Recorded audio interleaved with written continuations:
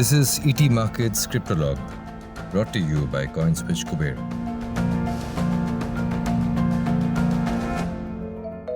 Hi, I'm Siddharth Shukla and welcome to the Crypto Log with ET Markets. Here, every edition, we are going to discuss the most relevant issues in the crypto ecosystem. For this edition, we are looking into the new trends that have emerged in the crypto space since 2020. Crypto assets have had a phenomenal run since 2020. From the price of popular tokens like Bitcoin and Ethereum rising to new all-time highs, this emerging asset class has also seen mainstream adoption in the last 1.5 years. Institutional investors have bought Bitcoin and are increasingly seeing it as digital gold and also as a hedge against inflation. And even a country, El Salvador, has declared it as a legal currency. Similarly, decentralized applications and decentralized finance have caught the fancy of developers globally. While things have improved in favor for the crypto ecosystem, there have been some major roadblocks as well. The regulatory crackdown in China and the contentious provisions in America's infrastructure bill pose a threat to the development and adoption of crypto assets. To better understand how the entire ecosystem is shaping up, we are joined by Charles Dorsey, who is the managing director at Consensus Asia Pacific, a leading blockchain technology firm. Welcome, Charles. Thanks for taking out the time for joining us today. A lot has happened since 2020, since the start of the bull run in the crypto market. Can you brief us a little bit about what are some of the new trends that have emerged in the crypto ecosystem since then? Absolutely. So if we look at the crypto market, it all started with Bitcoin, right? It was the first digital native money. And the Bitcoin narrative has really solidified around the digital gold narrative. And since then, since the birth of Ethereum back in 2015, we've seen some new concepts coming into the world of blockchain, such as smart contracts and decentralized finance. And overall, in layman terms, what we are seeing right now with the birth of Ethereum is the beginning of Web 3. The number 3 generation of internet. So it started with the Internet 1, which was an internet all about content. The second generation of internet was more a social internet. And now we are entering the third generation of internet, which is powered by blockchain and which enable much more peer-to-peer type of transactions and communication, and which enables decentralized finance, NFTs, and many other topics. And the growth we've seen on Ethereum has just been massive. If you look at numbers, for example, in decentralized finance, back in 2019, there was about $2 billion of crypto assets sitting in decentralized finance platforms. And today we have more than 80 billion asset under management in DeFi. So the growth has just been massive. DeFi is one aspect of it, but you also want to look at the end users like you and me. How much of traction the end users provided to the blockchain and to the Ethereum ecosystem. And what we've seen at Consensus is essentially a 10x growth between August 2020 and August 2021. So we've now reached 8 million users at MetaMask, which is a mobile wallet for digital assets and cryptocurrencies. And the good news is 46% of these users are actually coming from Asia.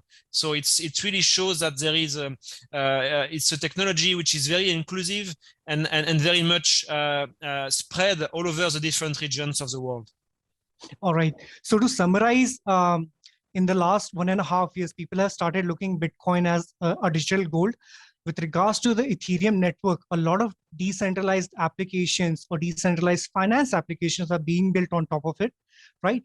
And with regards to participation, a lot of that has been coming from the Asian community, right?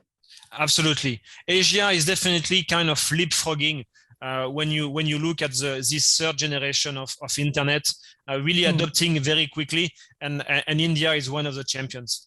Since 2020, we have seen two very strong trends.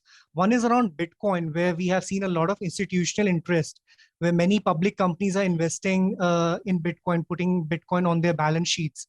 And at the same time, we have seen developers shift their focus on building dApps or what we call as decentralized applications on top of Ethereum, right? So can you give us an overview of where things stand right now in terms of the institutional adoption of Bitcoin, as well as with regards to the applications that are being built on Ethereum?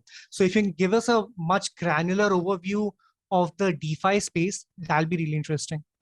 Absolutely, Siddhartha. You're really spot on. It's all started again with Bitcoin, which have a simple narrative for the institutionals to get their head around it. And if we look today at what the market is reporting, the big four company PwC is reporting that 47% of the traditional hedge fund managers are looking at investing into crypto. So we see really some kind of a herd moving into this new asset class. And beyond Bitcoin, what we see growing very quickly is what we call DeFi, or decentralized finance. So essentially on the top of Ethereum, which is a distributed global computer, we start to see a new generation of finance product and financial protocols, which we call DeFi. And this brings a lot of attention to the institutionals, because they see not only an investment opportunity, but they also see in DeFi the future of finance. The way finance is organized today between banks, payment providers, central banks, all of this is kind of revisited in the world of DeFi. So you see lending, you see banking activities, all of this is kind of being reinvented in DeFi, and it really catches the eyes of the institutional investors. And recently, we've seen this yesterday with the publications of the Q2 2021 results from the American exchange Coinbase. We've seen a kind of a flip in terms of attention from the institutional investors. And there is more and more investment in Ethereum. One of the reasons is that Ethereum is not only having a massive momentum in terms of user adoptions, number of developers, number of dApps, but Ethereum is also moving to a new type of consensus mechanism. So Ethereum used to be the same way Bitcoin is, a blockchain network run by a proof of work mechanism, which means there is thousands of computers ensuring the security of the network. And Ethereum within the next 6 months will be moving to what we call proof of stake. And proof of stake will essentially neutralize the carbon footprint of this global network, but also provide staking yields, which is another income opportunity for institutionals. So proof of stake, or POS, as we call them, are currently generating about $8 billion of annual revenues, and forecasts are talking about $40 billion of revenues from staking activities in DeFi or on Ethereum by 2025. So this is an opportunity institutional don't want to miss. All right. So with regards to Bitcoin, institutions are moving towards there with the view of having a digital gold on their balance sheet. And you're saying that a lot of hedge funds are also warming up to the prospects of Bitcoin. And when it comes to Ethereum, institutions are looking forward to the implementation of the proof of stake consensus mechanism, which will help the entire network to neutralize its carbon footprint. And also, I think to some extent, it will help it to scale even further, right? Absolutely. So we expect with the Ethereum 2 implementation, transactions to go much faster and grow by a range of 1000x, which means more space for more users. But there is also not only innovation at the layer 1 of the blockchain, but there is also blockchains being built on blockchains, what we call layer 2, which enable up to 10,000 transactions per second. So this infrastructure is evolving the same way the internet in the early days was evolving. You might remember your early days on the internet where the bandwidth was limited, and when the speed of the websites were fairly slow. And nowadays we have mostly ADSL or fiber optics or 5Gs around us. So the same way the internet grew with the number of participants, the third generation of internet powered by Ethereum is also growing to essentially welcome more users and more applications. Earlier, you had mentioned that a lot of capital has moved from centralized platforms, finance platforms, to decentralized DeFi platforms. So can you give us a little bit context around some facts and figures on what the shift has been, and when you mean capital has moved, so with regards to what categories the capital has moved from centralized finance to decentralized finance? What we are seeing here is a paradigm shift and the establishment of a new trust foundations around decentralized finance. So instead of relying on the bank you've been using for years as the single point of truth and the point of trust, more and more users and there is a big migration happening right now in finance, moving to a shared platform where essentially the trust is moving from a single entity to essentially a distributed shared network. And this paradigm shift in trust is very meaningful in finance, where there is multiple intermediaries, multiple actors within any financial transactions. And this decentralization allows transactions in real time without the need of a third party. And this is very meaningful in terms of speed, in terms of inclusion, and more importantly, in terms of innovation. I would say it puts everything and everyone on the same base again. If there was some kind of monopolies in the past, when you look at decentralized platform, it gives a chance for new projects to benefit from the same type of infrastructure as anyone else. And this is very meaningful in finance to make sure that the market remains open, but also remains inclusive of all the new fintechs, as well as the existing players in DeFi. So while you are saying that decentralized finance does bring about more inclusivity in the broader landscape, but what we have seen a trend in the past that cryptocurrencies or crypto assets in general, they were created to remove the trust on third parties. But the way the field has evolved, it seems that all these tokens do rely a lot on traditional finance institutions still, and their survival and growth are dependent on these traditional finance institutions. So can the crypto ecosystem survive if it is not intertwined with the traditional finance ecosystem? That's a great question. The way I see things is, I guess we have to give time to the market. We have to give time to the users to kind of evaluate these different solutions. I believe traditional finance will be enabled by decentralized infrastructure in the near future, and probably the back end of your bank will not be the same in 5 years' time. The same way we've seen fintech growing, we will see more and more decentralized infrastructure for finance being used by decentralized protocol and product, but possibly as well by centralized institutions. So I think there is an opportunity here for the traditional finance to reinvent itself and benefit from some of these decentralized components. I believe both of these systems will live in parallel, and some of the users will be very much attached to their existing banks, and some others will be much more familiar and much more comfortable with decentralized type of solutions. So the final answer is actually will be coming from the market.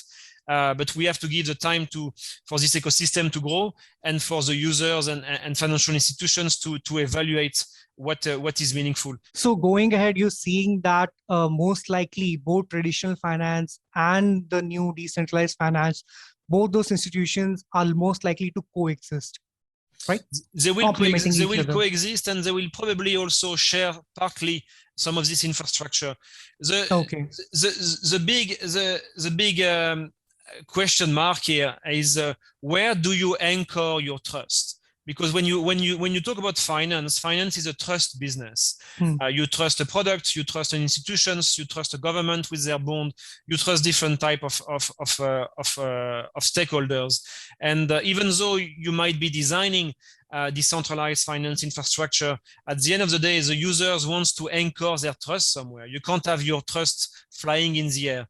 So depending who you are, should you be a regulated entities or end user, you will be able to decide, do you want to anchor your trust into an institution which you know for so many years, which will be using some new kind of infrastructure in the back end, or do you want to kind of settle your trust into some more decentralized systems? Join 8 million Indians and start investing on India's simplest cryptocurrency app, CoinSwitch Kuber. Download now. you had mentioned about layer 1 and layer 2 solutions. That's a very interesting space, and a lot of things are happening with regards to layer 1, layer 2 solutions in India as well, especially on Ethereum. So what are some of the layer 1, layer 2 solutions you find really interesting at this stage? Like, for example, we have Polygon in India. I think that has scaled quite a lot in the last 1 year.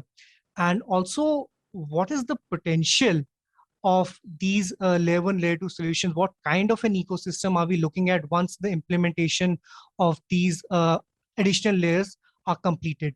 Yeah. We are big fans of Polygon here at Consensus. We've been working with the company and the team for months now. Polygon is available within MetaMask. And to come back to your question, what I believe this layer 2 will do is they will kind of craft their own niche, and they will craft their own specifications for specific markets. So Polygon is a very early mover, is a very big success. It's a proof of the inclusion and the success of product being born in one region of the world, but being successful globally in a very short period of time. And what I believe is this layer 2, over time, some of them will be crafted specifically for use cases around NFTs, for example. Maybe some others will be going and shape their layer 2 specifications for maybe mobile gaming, or some others will be around sports, or some others will be around DeFi. So you will still have some general usage type of layer 2, but I believe most of this network will focus on specific use and be very successful in this use. So while a lot of the layer 2 solutions will be specific in nature, you do see potential of the applications being built on top of it with regards to NFTs, which are like non-fungible tokens, also in the areas of sports and video games as well, right? Absolutely. There is plenty of digital economies which have not yet totally embraced blockchain, and I think their growth will be really massive. I'm thinking of the world of video games. It's obviously a digitally native type of ecosystem. The players, everyone is very familiar with everything digital, and as soon as they will embrace the world of digital assets, the world of NFTs and blockchain, this is just going to give a very big boost to their own community and businesses, but also this will require specific type of network which could be layer 2 solutions. All right, that's really interesting. Now, I have a few questions with regards to regulations and what's happening specifically in China and in America. So let's start with China first. So we have seen a huge regulatory crackdown in China with regards to cryptocurrencies. So do you think will there be a global impact of what's happening over there? And do you think that other countries might use that as a template to sort of control this evolving ecosystem? I guess the Chinese recently implemented regulations have different aspects. One of them is regarding cryptocurrencies and investment, but I think the environment aspect of Bitcoin mining was also part of the decision from the Chinese government. And as you know, Bitcoin is a proof of work type of blockchain, which means it runs on the top of hundreds of thousands of computers which are consuming energy. And that was a signal to the industry that there is a very strong need for switching to more efficient type of infrastructure. And once again, Ethereum is here very well positioned, moving very soon to proof of stake. And if we what it means, proof of stake, we described it a little bit earlier. It's a new type of consensus within this network, and what we estimate is about 99% of the proof of stake energy will be the equivalent of 5 minutes of Netflix movie streaming. So it's just to give you an order of magnitude of the change in terms of consumptions. It's really moving from thousands of computers consuming a lot of energy to having a global blockchain network, basically the foundations of the third generation of internet, running just on a few watts daily. So that's a very big change, and it's a very good thing for everyone to know that there is a new type of infrastructure for this new generation of internet, which will be much less impactful to the environment. Going ahead, do you see that consensus mechanisms like proof of work of Bitcoin, which consumes a lot of electricity and has a lot of carbon footprint, those kind of consensus mechanisms might be sidelined by more eco-friendly ones like proof of stake? I think proof of stake will definitely get a lot of momentum. It will get some support from the user, some support from various regulations. Will Bitcoin move to proof of stake? I think it's the community to decide. And probably one of the pre-answer to that is we see quite a few miners moving to jurisdictions and locations globally where the energy is coming from green type of energy, such as solar energy or wind energy, in order for this proof of stake mechanism to reduce its impact on the environment. All right.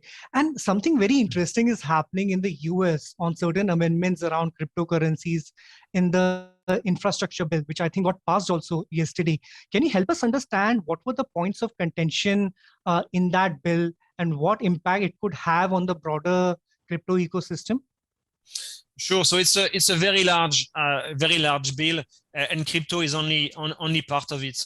But essentially, the big conversation over there was how to tax crypto-related activities, and it was about defining who is involved in this type of activities. Should you be a miner? Should you be a broker? Should you be an end user? And how to essentially define a tax framework around this crypto tax. So it's a very complex topic. It's a topic which was addressed into a very large and massive infrastructure bill. So I guess the jury is still out. There is a lot of conversations happening, and it's a complicated conversation because a lot of these applications are run into non-custodial wallets such as MetaMask, and defining who is who into this environment between a staker, a miner, or a single user is complicated. So I guess every government right now is looking closely at educations, educating themselves about the technology to make sure they get the right decision through the door. Sure. With regards to regulations, we have seen some positive steps taken by various jurisdictions like Japan, even in Singapore as well. So globally, in your opinion, which country has the most accommodative regulations around cryptocurrencies at present? It's hard to say because everyone has different stands. I guess my answer to these questions is really thinking of how regulation today kind of roll out globally. So you might see some countries taking decisions before the others, but eventually all these regulations will probably harmonize over time, and this will be beneficial. When this regulation comes, it's also a strong endorsement for the technology and for the industry. Regulations are not always negative, and they are showing that this infrastructure and this industry and ecosystem of blockchain is relevant, is bringing value, and for some of its aspects, it needs a better framework.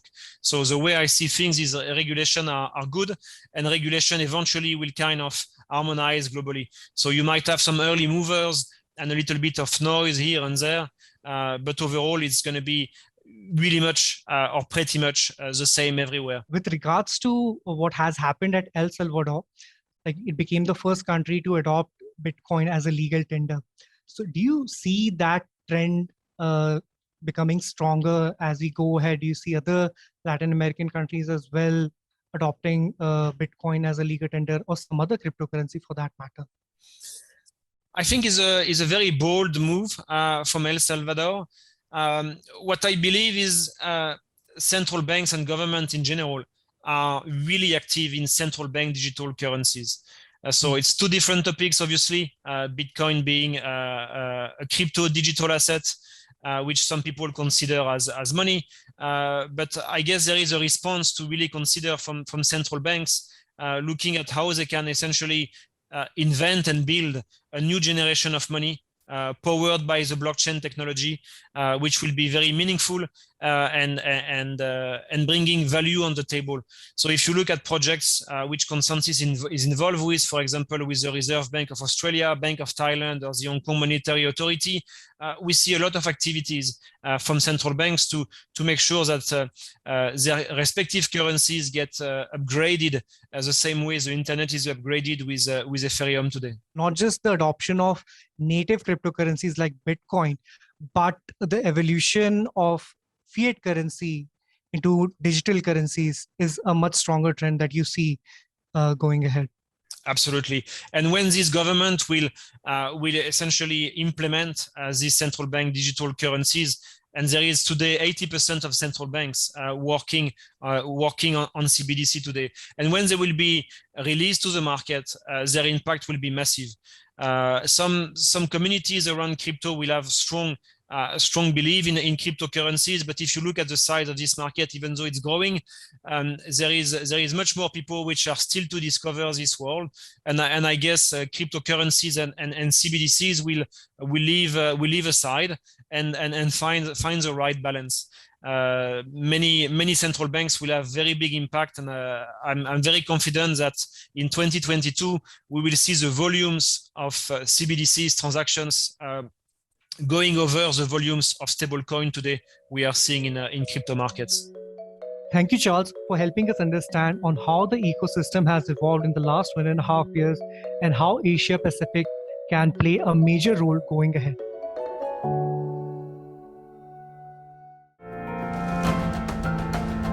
That's all for now. Keep listening. ET Markets Cryptolog, brought to you by CoinSwitch Kuber.